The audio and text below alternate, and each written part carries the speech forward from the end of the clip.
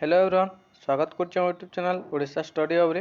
तो पिला माने आमे आलोचना करतला +3 second semester political science honours major paper 4 core paper 4 रो यूनिट नंबर 3 गत काली आमे आलोचना करतला जोटा कि तुमरो 1 मार्क 2 मार्क और 3 मार्क जहाँ भी तुमरो शॉर्ट क्वेश्चन लॉन्ग क्वेश्चन तला संपूर्ण आमे काली आलोचना कर सारछु।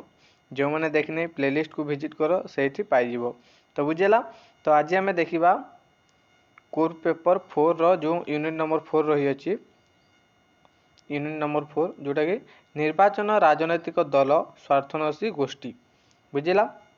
निर्वाचन राजनैतिक दल स्वार्थन्वेषी गोष्ठी election political party and interest group जेन रही अच्छी एटा यूनिट नंबर 4।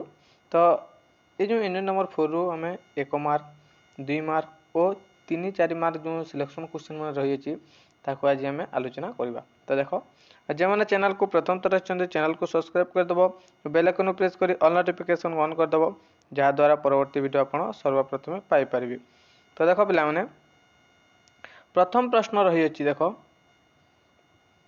जो प्रक्रिया द्वारा नागरिक माने दलमत निर्विशेष सेमानकर प्रतिनिधि मानकु मतदान द्वारा बाछि थांती ताहाकु कोन कहते। तो देखो जो प्रक्रिया रे नागरिक माने दलमत निर्विशेष सेमानक प्रतिनिधि मानकु मतदान करि बाछि थांती ताहाकु निर्वाचन प्रक्रिया बोली कहा जेते। निर्वाचन प्रक्रिया ऑप्शन नंबर बी होची राइट आंसर निर्वाचन प्रक्रिया। क्लियर। नेक्स्ट किए कहिथिले जे राष्ट्र आईन द्वारा योग्य विवेचित जनसाधारण निर्वाचन दायित्व निर्वाह करी व्यवस्थापिका सभा को प्रतिनिधि पठाई थांती ताहाकु निर्वाचन बोली कहा जेते। तो किए कहिथिले एटा ऑप्शन अछि एडमंड बर्ग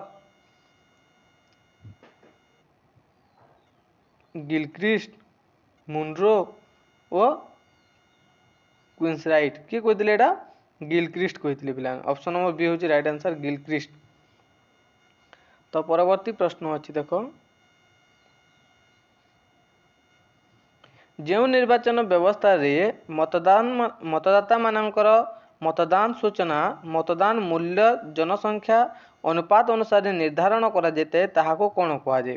तो देखो जो निर्वाचन व्यवस्था रे मतदाता मानकर जो मतदान रो मूल्य जनसंख्या अनुपात अनुसार निर्धारण करा जेते ताहाकू आनुपातिक हार निर्वाचन बोली कहा जेते। आनुपातिक हार निर्वाचन। नेक्स्ट एक हस्ततंत्रणीय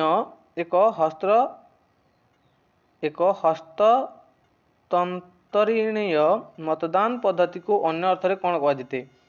हेयर पद्धति मतदान बोली कहा जेते। हेयर पद्धति मतदान एकक हस्तांतरणीय मतदान पद्धति को अन्य अर्थ रे हेयर पद्धति मतदान बोली कहा जेते। 5 नंबर प्रश्न देखिबा जो प्रणाली माध्यम रे जणे मतदाता निजर मतदान को गुप्त रखी भोट ग्रहण भाग नहीं थाए ताहाको कोन कहा जेते। तो देखो जो प्रणाली माध्यम रे जणे मतदाता निजर मतदाता को गुप्त रखी भोट ग्रहण भाग नहीं थाए ताहाको गुप्त मतदाता बोली कहा जेते। गुप्त मतदान। तो परवर्ती प्रश्न अछि जणे मतदाता अन्य जनक पय मतदान करिवार आईनगत व्यवसाय कोन कहा जे ताहाकू प्रॉक्सी मतदान बोली कहा जेते। प्रॉक्सी। नेक्स्ट नारी मतदान अधिकार प्रथमे क्यों देश रे कार्यकारी होतिला बेला माने एटा अमेरिका रे होतिला सर्वप्रथमे अमेरिका रे। नेक्स्ट मतदान को सरल सुगम और स्वच्छ करिवा पय आधुनिक युग रे जो वैद्युतिक उपकरण निर्वाचन रे व्यवहार करा जाउची ताहाकू कोन कहा जेते। तो ताहाकू ईवीएम बोली कहा जेते। वैद्युतिक मतदान मेसिन ईवीएम पिला माने। Clear hello. नेक्स्ट संगठन जनसमष्टि एक प्रकार नीति और आदर्श को अनुसरण करी सांविधानिक उपाय सरकार अवधारक होतांती ताहाकू कोन कहा जेते। तो ताहाकू राजनैतिक दल बोली कहा जेते। नेक्स्ट होईची किए कहिथिले जे सर्वसम्पत्ति नीति द्वारा अनुप्राणित होई जातीय स्वार्थ साधन पाए जनसाधारण एकत्रित होतांती ताहाकू राजनैतिक दल बोली कहा जेते। ताहा एडमंड बर्ग कहिथिले बिलाने एडमंड बर्ग। नेक्स्ट କିଏ କହିଥିଲେ ଯେ ଗଣତନ୍ତ୍ରର ଅନ୍ୟ ଏକ ନାମ ହେଉଛି ମୁକ୍ତ ରାଜନୈତିକ ଦଳମାନଙ୍କ ଦ୍ୱାରା ସରକାର? ତ ଏହା ମୁନରୋ କହିଥିଲି। ମୁନରୋ। ନେକ୍ସଟ ଅଛି କିଏ କହିଥିଲେ ଯେ ସମ ରାଜନୈତିକ ଦୃଷ୍ଟି ସମ୍ପନ୍ନ ଦଳେ ନାଗରିକ ସଂଗଠିତ ହୋଇ ଏକ ରାଜନୈତିକ ଏକକ ରୂପେ ସରକାର କଳକୁ ନିୟନ୍ତ୍ରିତ କରେ, ଏହାକୁ ରାଜନୈତିକ ଦଳ କୁହାଯାଇଥାଏ। ଏହା ଗିଲକ୍ରିଷ୍ଟ କହିଥିଲେ। କ୍ଲିୟର ହେଲା? ତ ଏବେ ଦେଖ 1 ମାର୍କ ଯେଉଁଟା ଗୋଟିଏ ପଦରେ ଉତ୍ତର ଲେଖ, ଏଇଟା ଦେଖିନିଅ ସେମ୍ କ୍ୱେଶ୍ଚନ୍ ରହିଯାଇଛି, କେତୋଟି ଡିଫରେନ୍ସ ରହିଯାଇଛି ଖାଲି ଦେଖ, ଏଇଟା ସ୍କ୍ରିନଶଟ୍ ମାରିନିଅ।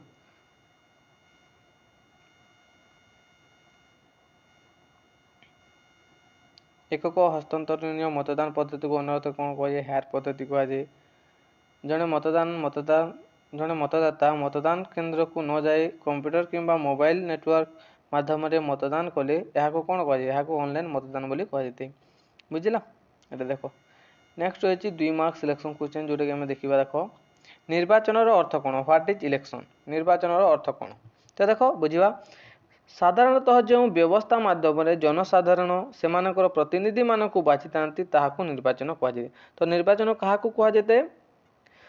ସାଧାରଣତଃ ଯେଉଁ ବ୍ୟବସ୍ଥା ମାଧ୍ୟମରେ ଜନସାଧାରଣ ସେମାନଙ୍କର ଯେଉଁ ପ୍ରତିନିଧି ଯାହାକୁ ସେମାନେ ଇଲେକ୍ସନରେ ଉଠାଇଥାନ୍ତି, ସେହି ପ୍ରତିନିଧିମାନଙ୍କୁ ନିଜ ଲୋକମାନେ ହିଁ ଜନସାଧାରଣ ହିଁ ବାଛିଥାନ୍ତି, ତାହାକୁ ନିର୍ବାଚନ ବୋଲି କୁହାଯାଇଥାଏ। ତ ଅନ୍ୟ ଅର୍ଥରେ କହିଲେ ନିର୍ବାଚନ ଏକ ପ୍ରକ୍ରିୟା ଯାହାଦ୍ୱାରା ନାଗରିକମାନେ ଦଳମତ ନିର୍ବିଶେଷରେ ସେମାନଙ୍କର ପ୍ରତିନିଧିମାନଙ୍କୁ ମନୋନୀତ କରିଥାନ୍ତି ଏବଂ ସମ୍ପୃକ୍ତ ନିର୍ବାଚିତ ପ୍ରତିନିଧିମାନେ ସରକାର ଗଠନ ପ୍ରକ୍ରିୟାରେ ସାମିଲ ହୁଅନ୍ତି, ଏହାକୁ ନିର୍ବାଚନ ବୋଲି କୁହାଯାଇଥାଏ। ତ ଆଉ ଗୋଟେ ଅର୍ଥରେ ଦେଖିବା ଆମେ ଯେ ନିର୍ବାଚନ ହେଉଛି ଗୋଟିଏ ପ୍ରକ୍ରିୟା। ପିଲାମାନେ ବୁଝିଲା? ନିର୍ବାଚନ ହେଉଛି ଗୋଟିଏ ପ୍ରକ୍ରିୟା ଯାହାଦ୍ୱାରା ନାଗରିକମାନେ ଦଳମତ ଗୋଷ୍ଠୀ ଭାବରେ ନିର୍ବିଶେଷରେ ସେମାନଙ୍କର ପ୍ରତିନିଧିମାନଙ୍କୁ ମନୋନୀତ ବା ନିଜେ ଚୟନ କରିଥାନ୍ତି, ତାହାକୁ ନିର୍ବାଚନ ବୋଲି କୁହାଯାଇଥାଏ। କ୍ଲିୟର ହେଲା ଏଇଟା? ନେକ୍ସଟ, ପ୍ରତ୍ୟକ୍ଷ ନିର୍ବାଚନ କ'ଣ? What is direct election? ତ ଦେଖ, ପ୍ରତ୍ୟକ୍ଷ ନିର୍ବାଚନରେ ମତଦାତାମାନେ ସିଧାସଳଖ ଭୋଟ ଦେଇ ସେମାନଙ୍କର ପ୍ରତିନିଧିମାନଙ୍କୁ ନିର୍ବାଚିତ କରାଇଥାନ୍ତି। ତ ପ୍ରତ୍ୟେକ ସାବାଲକ ମତଦାତା ମତଦାନ କେନ୍ଦ୍ରକୁ ଯାଇ ସେମାନଙ୍କର ପ୍ରାର୍ଥୀକୁ ଗୁପ୍ତ ମତଦାନ ମାଧ୍ୟମରେ ଭୋଟ ଦେଇଥାନ୍ତି। ଯେଉଁ ପ୍ରାର୍ଥୀ ଅଧିକ ସଂଖ୍ୟକ ଭୋଟ ପାଇଥାନ୍ତି ତାହାକୁ ନିର୍ବାଚିତ ବୋଲି ଘୋଷଣା କରାଯାଇଥାଏ। ତ ଦେଖ ପିଲାମାନେ, ପ୍ରତ୍ୟେକ ନିର୍ବାଚନରେ ମତଦାତାମାନେ ସିଧାସଳଖ ଭୋଟ ଦେଇ ସେମାନଙ୍କର ପ୍ରତିନିଧିମାନଙ୍କୁ ନିର୍ବାଚିତରେ ଜିତାଇଥାନ୍ତି ବା ନିର୍ବାଚିତ କରାଇଥାନ୍ତି। ତ ପ୍ରତ୍ୟେକ ସାବାଲକ ମତଦାତା ମତଦାନ କେନ୍ଦ୍ରକୁ 18 ବର୍ଷରୁ ଅଧିକ ଯେଉଁ ସାବାଲକମାନେ ରହିଛନ୍ତି ସେମାନେ ନିଜର ମତଦାନ କେନ୍ଦ୍ରକୁ ଯାଇ ସେମାନଙ୍କର ପ୍ରାର୍ଥୀଙ୍କୁ ଗୁପ୍ତ ମତଦାନ ମାଧ୍ୟମରେ ଭୋଟ ଦେଇଥାନ୍ତି ଓ ଯେଉଁ ପ୍ରାର୍ଥୀଙ୍କୁ ଅଧିକ ସଂଖ୍ୟକ ଭୋଟ ପାଇଥାନ୍ତି ତାହାକୁ ନିର୍ବାଚିତ ବୋଲି ଘୋଷଣା କରାଯାଇଥାଏ। ବୁଝିଲା?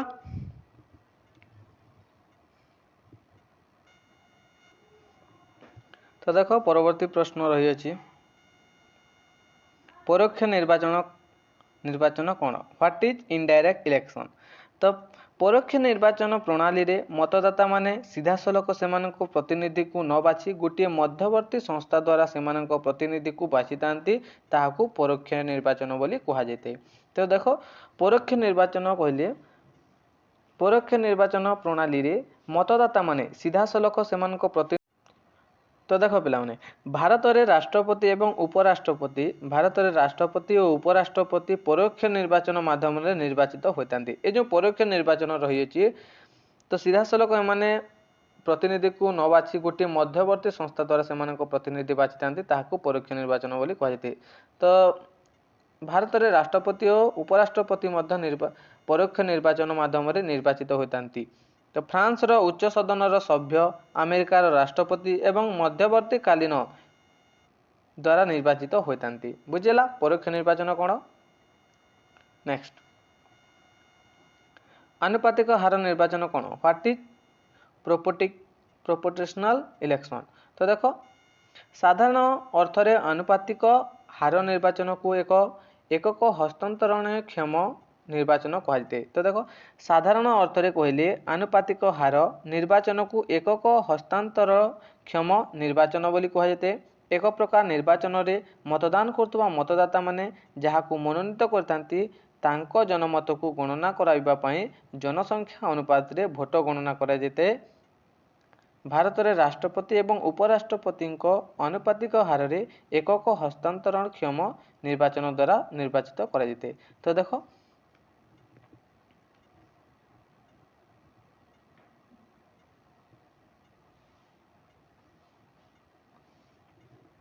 ସାଧାରଣ ଅର୍ଥରେ ଆନୁପାତିକ ହାର ନିର୍ବାଚନକୁ ଏକକ ହସ୍ତାନ୍ତରଣକ୍ଷମ ନିର୍ବାଚନ ବୋଲି କୁହାଯାଇଥାଏ। ଏ ପ୍ରକାର ନିର୍ବାଚନରେ ମତଦାନ କରୁଥିବା ମତଦାତାମାନେ ଯାହାକୁ ମନୋନୀତ କରିଥାନ୍ତି ତାଙ୍କ ଜନମତକୁ ଗଣନା କରିବା ପାଇଁ ଜନସଂଖ୍ୟା ଅନୁପାତରେ ଭୋଟ ଗଣନା କରାଯାଇଥାଏ। ତ ଭାରତରେ ରାଷ୍ଟ୍ରପତି ଏବଂ ଉପରାଷ୍ଟ୍ରପତିଙ୍କ ଆନୁପାତିକ ହାରରେ ଏକକ ହସ୍ତାନ୍ତରଣକ୍ଷମ ନିର୍ବାଚନ ଦ୍ୱାରା ନିର୍ବାଚିତ ମଧ୍ୟ କରାଯାଇଥାଏ। ନେକ୍ସଟ ରହିଛି ତାଲିକା ପଦ୍ଧତି କ'ଣ? What is list system? ତ ଏହି ପଦ୍ଧତି ଯେଉଁ ଏହି ତାଲିକା ପଦ୍ଧତି ରହିଅଛି ଏହା ବ୍ୟକ୍ତି ବିଶେଷକୁ ଭୋଟ ଦିଆ ନଯାଇ ରାଜନୈତିକ ଦଳମାନଙ୍କୁ ଭୋଟ ଦିଆଯାଇଥାଏ। ଏ ଯେଉଁ ତାଲିକା ପଦ୍ଧତି ରହିଛି ଏହା ବ୍ୟକ୍ତିମାନଙ୍କୁ ଅର୍ଥାତ୍ ବ୍ୟକ୍ତି ବିଶେଷକୁ ଭୋଟ ଦିଆଯାଇ ନଥାଏ, ରାଜନୈତିକ ଦଳମାନଙ୍କୁ ଭୋଟ ଦିଆଯାଇଥାଏ। ପ୍ରତ୍ୟେକ ରାଜନୈତିକ ଦଳ ନିର୍ବାଚନ ପୂର୍ବରୁ ନିର୍ବାଚନ ମଣ୍ଡଳୀ ପାଇଁ ପ୍ରାର୍ଥୀ ତାଲିକା ପ୍ରସ୍ତୁତ କରାଯାଇଥାଏ। ଦଳକୁ ଯେତେ ଭୋଟ ମିଳେ ସେହି ଅନୁସାରେ ନିର୍ବାଚିତ ପ୍ରାର୍ଥୀମାନଙ୍କୁ ସଂଖ୍ୟା ନିର୍ଦ୍ଧାରଣ କରାଯାଇଥାଏ। ତ ବୁଝିଗଲା ଏଇଟା। ନେକ୍ସଟ ରହିଛି ସମ୍ମିଳିତ ଭୋଟ ପ୍ରଥା କ'ଣ? What is pleural voting? ତ ଏକ ବହୁ ପ୍ରତିନିଧି ବିଶିଷ୍ଟ ନିର୍ବାଚନ ମଣ୍ଡଳୀ ପ୍ରତ୍ୟେକ ଭୋଟର ନିର୍ବାଚନ ମଣ୍ଡଳୀ ପାଇଁ ଥିବା ପ୍ରତିନିଧି ସହିତ ସମାନ ସଂଖ୍ୟକ ଭୋଟ ଦେଇପାରେ ଏବଂ ଜନତା ଭୋଟର ଏହି ଭୋଟ ବିଭିନ୍ନ ପ୍ରାର୍ଥୀଙ୍କ ମଧ୍ୟରେ ବାଣ୍ଟି ଦେଇପାରେ କିମ୍ବା ସମସ୍ତ ଭୋଟ ଦେଇପାରିଥାଏ। ନେକ୍ସଟ ରହିଛି ଆଞ୍ଚଳିକ ପ୍ରତିନିଧିତ୍ୱ କ'ଣ? ହ୍ୱାଟ ଇଜ୍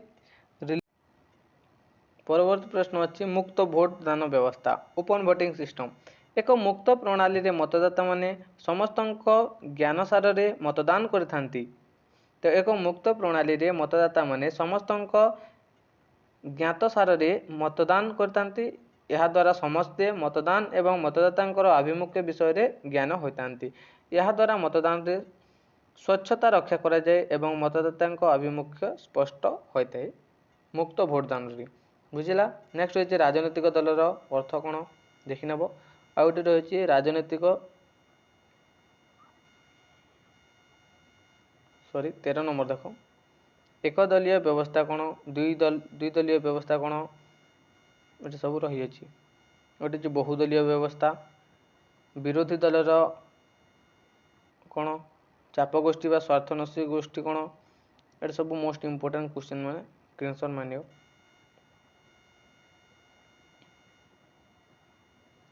ଇଂଲଣ୍ଡର ଟୋରି ସଂଗଠନ କ'ଣ ପିଲାମାନେ ଦେଖ।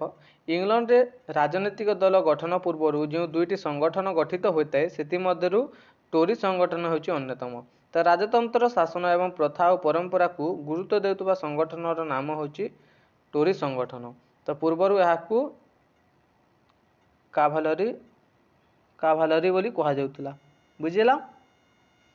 ତ ଏବେ ଦେଖ 4 ମାର୍କ ବା 5 ମାର୍କ ଯେଉଁ ରହିଅଛି ଏଇଟା ସ୍କ୍ରିନଶଟ୍ ମାଇନେ। ଏଇଟା ପ୍ରତ୍ୟେକ ନିର୍ବାଚନର ସୁଗୁଣ ଓ ଦୁର୍ଗୁଣ, ଏଇଟା ସ୍କ୍ରିନଶଟ୍ ମାଇନେ ପିଲାମାନେ। ନେକ୍ସଟ ହେଉଛି ପରୋକ୍ଷ ନିର୍ବାଚନର ସୁଗୁଣ ଓ ଦୁର୍ଗୁଣ। ନେକ୍ସଟ ରାଜନୈତିକ ଦଳର ଭୂମିକା, rule of political party. Next ହେଉଛି ଆମେରିକା ଦଳୀୟ ବ୍ୟବସ୍ଥା, ପାର୍ଟି ସିଷ୍ଟମ ଇନ୍ ଆମେରିକା। ତ ଏଇଟା ଥିଲା ତୁମର କୋର୍ ପେପର 4ର ୟୁନିଟ୍ ନମ୍ବର 4। ତ ଆଶା କରୁଛି ଭିଡ଼ିଓଟି ଭଲ ହେଇଥିବ। ଭିଡ଼ିଓଟି ଭଲ ହେଇଥିଲେ ତୁମ ସାଙ୍ଗସାଥିମାନଙ୍କୁ ସେୟାର କରିଦେବ ଯାହାଦ୍ୱାରା ସେମାନେ ମଧ୍ୟ ଉପକୃତ ହୋଇପାରିବେ। ଧନ୍ୟବାଦ।